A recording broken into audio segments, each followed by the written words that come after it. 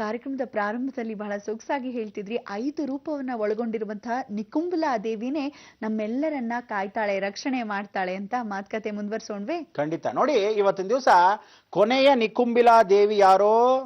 ಲಂಬಿಕಾ ಜ್ವಲಮಾಲಿನಿ. ಇವತ್ತು ಜ್ವಾಲೆಯಲ್ಲಿ ಪರೀಕ್ಷೆಯನ್ನ ಹೊಂದ್ಕೊಂಡಿರತಕ್ಕಂಥವಳು, ಅಗ್ನಿ ಪ್ರವೇಶವನ್ನು ಮಾಡಿರ್ತಕ್ಕಂಥವ್ಳು ಯಾರೋ? ಸಾಕ್ಷಾತ್ ವಾಸವಿ ದೇವಿ. ಅದಕ್ಕೆ ಆ ವಾಸವಾಂಬೆಗೆ ನಮಸ್ಕಾರ ಮಾಡ್ತಾ, ಇಂಥ ಒಂದು ಜ್ವಲದಲ್ಲಿ ಅವಳು ಉರಿತಾ ಲೋಕರಕ್ಷಣೆನ ಮಾಡ್ತಾ ಇರೋ ಜಗನ್ಮಾತೆ ಇವತ್ತು ವೈಶ್ಯರೆಲ್ಲರೂ ಹೋಗಿರ್ತಕ್ಕಂಥ ಕುಲದೇವಿ.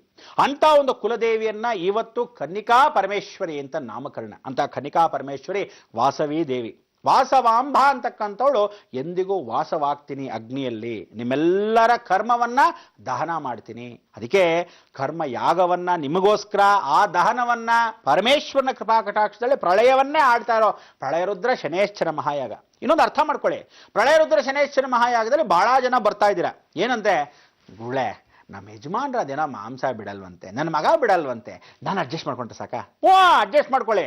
ಬದುಕಿದ್ರೆ ಕರ್ಮಗಂಟು ಕಟ್ಬಿಡಿ, ಸತ್ತೋದವ್ರಿಗೆ ಬೇಡ, ಬದುಕಿದವ್ರು ಎಲ್ಲರೂ ಕಟ್ಟಬೇಕು. ಅವನಿದ್ರು ಮನೆಯಲ್ಲಿ ಓಡ್ ಹೋದ್ರು, ಮನೆ ಬಿಟ್ಟು ಹೊಟ್ಟೋದ್ರು, ಮೇಲಕ್ಕೆ ಹೋಗಿದ್ರೆ ಬಿಟ್ರೆ ಎಲ್ಲರಿಗೂ ಗಂಟು ಕಟ್ಟಿ ಹಿಂದೆ. ಆಗ ಒಳಗಡೆ ಜ್ಞಾಪಕ ಇಟ್ಕೊಳ್ಳಿ, ಪ್ರಳಯರುದ್ರ ಶನೇಶ್ವರ ಮಹಾಯಾಗ 20ನೇ ತಾರೀಕು ಶಿವರಾತ್ರಿ ದಿವಸ ಯಾಗವನ್ನ ಮಾಡುವಾಗ ಸಂಕಲ್ಪ ಮಾಡ್ಸಕ್ ನಾನಲ್ಲೇ ಕೂತಿರ್ತೀನಿ. ನಿಮ್ಮ ಎಳ್ಳನ್ನೆಲ್ಲ ಶನೇಶ್ವರನಿಗೆ ಅರ್ಪಿಸ್ತಾ ಇದ್ದೀರಾ. ಶನೇಶ್ವರ ಹುಟ್ಟು ಸಾವಿನ ಮಧ್ಯದಲ್ಲಿ ಇರ್ತಕ್ಕಂಥ ಈ ಕರ್ಮವನ್ನ ಕಳ್ಕೊಳ್ಳಕ್ಕೆ ಕರ್ಮಯಾಗಕ್ಕೆ ಬಂದಿದ್ದೀವಿ. ಛಾಯಾದೇವಿಗೆ ಮಡ್ಲಕ್ಕಿ ತುಂಬ್ತಾ ಇದ್ದೀವಿ.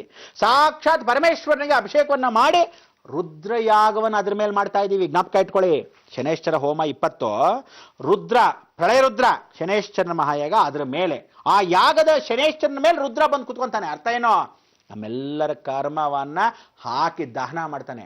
ಬರ್ದೇ ಇರ್ತಕ್ಕಂಥ ರಾಜಕೀಯದವರು, ಬರ್ದೇ ಇರ್ತಕ್ಕಂಥ ಸಾಧು ಸನ್ಯಾಸಿಗಳು, ಬರ್ದೇ ಇರ್ತಕ್ಕಂಥ ಶನಿ ದೋಷದವರು ಜೀವನ ಪರ್ಯಂತ ಇನ್ನು ಅಳೆದು ಹೋಗ್ಬೇಕು. ನೀವಾಗ ಯಾವ ಕಾಲಕ್ಕೆ ಗೊತ್ತಿಲ್ಲ, ನೀವಾಗ ಅಳೆದು ಹೋಗ್ತಿರೋ, ಅಳಿಯಕ್ಕೆ ಸಾಧ್ಯವಿಲ್ಲ ಅಂತ ಹೇಳಿ ಯಾಗಕ್ಕೆ ಬರ್ತಿರೋ, ನಿಮಗ್ ಬಿಟ್ಟಿದ್ದು. ಕರೆಯೋದು ಮಾತ್ರ ಧರ್ಮ ನಮ್ದು, ಕಳ್ಕೊಳ್ಳೋ ಕರ್ಮ ನಿಮ್ಮದು. ಜೀವಂತವಾಗಿದ್ರೆ ಪ್ರತಿಯೊಬ್ಬ ಮನುಷ್ಯ ಮುಂದೆ ಭೇಟಿ ಮಾಡೋಣ ಅಂತ ಖಂಡಿತವಾಗ್ಲೂ ಹೇಳ್ತೀನಿ.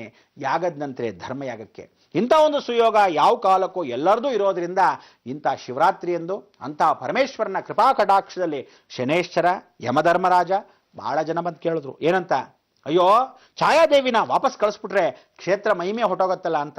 ಜಗನ್ಮಾತೆ ಆಳ್ತಕ್ಕಂಥವಳು ಏನ್ ಹೇಳ್ತಾಳೆ, ನಾನಾಗೇ ಇದ್ದರೆ ಯಾರು ಆಕರ್ಷಣೆ ಆಗಲ್ಲ, ನಾನು ಅಲ್ಲಿಂದ ಹೊರಟ್ರೆ ನನ್ನ ಶಕ್ತಿ ಆಕರ್ಷಿತವಾಗಿ ಎಲ್ಲರನ್ನೂ ಸೇರಿಸುತ್ತೆ, ಮಹಾಕ್ಷೇತ್ರ ಮಾಡುತ್ತೆ ಅಂತ.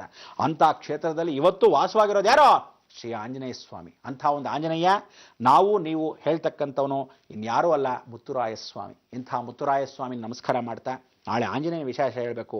ಎಲ್ಲರೂ ಬೆಳಗ್ಗೆಯಿಂದ ಸಾಯಂಕಾಲದವರೆಗೂ ಎಷ್ಟು ಆಂಜನೇಯನ ಜಪ ನಾಳೆ ಮಾಡ್ತೀರಾ ಅಷ್ಟು ಚೆನ್ನಾಗಿರುತ್ತೆ. ಯಾಕೆ ಏನು ಅಂತ ತಿಳಿಸ್ಕೊಡ್ತೀನಿ, ಕಾಯ್ತಾ ಇರಿ. ಇದೇ ಬ್ರಹ್ಮಾಂಡ ಲೋಕದಲ್ಲಿ ನಾವು ನೀವು ಇವತ್ತೇನು ಹೇಳಬೇಕು, ಲೋಕ ಸಮಸ್ತ ಸುಖಿನೋ ಭವಂತು, ಸನ್ಮಂಗಳಾನಿ ಭವಂತು. ಗುರುಜಿ, ನಿಜಕ್ಕೂ ಕರ್ಮವನ್ನ ಕಳ್ಕೊಳ್ಳೋದು ಅಂದ್ರೆ ಏನು, ಅದರ ಅರ್ಥವೇನು, ಯಾಗಕ್ಕೆ ಬಂದ್ರೆ ಅದರ ಪರಿಣಾಮ ಏನಿರುತ್ತೆ ಅಂತ ಕೂಡ ತಿಳಿಸ್ಕೊಟ್ರಿ. ನಮ್ಮ ಈ ಕಾರ್ಯಕ್ರಮಕ್ಕೆ ಆಗಮಿಸಕ್ಕಾಗಿ ಸಮಸ್ತ ವೀಕ್ಷಕರ ಪರವಾಗಿ ಧನ್ಯವಾದಗಳು ಗುರುಜಿ. ನಮಸ್ಕಾರಮ್ಮ. ಸರಿ ವೀಕ್ಷಕರೇ, ಹೊರಡ್ತಾ ಇದ್ವಿ. ಮತ್ತೆ ನಾಳೆ 9 ಗಂಟೆಗೆ ಸರಿಯಾಗಿ ಬೃಹತ್ ಬ್ರಹ್ಮಾಂಡ ಕಾರ್ಯಕ್ರಮದಲ್ಲಿ ನಿಮ್ಮ ಭೇಟಿ ಅಲ್ವೇ? ಹೋಗ್ ಬರೋದಾ? ನಮಸ್ಕಾರ. ಜೈ ನಿಕುಂಬಿಲ, ಜೈ ನಿಕುಂಬಿಲ.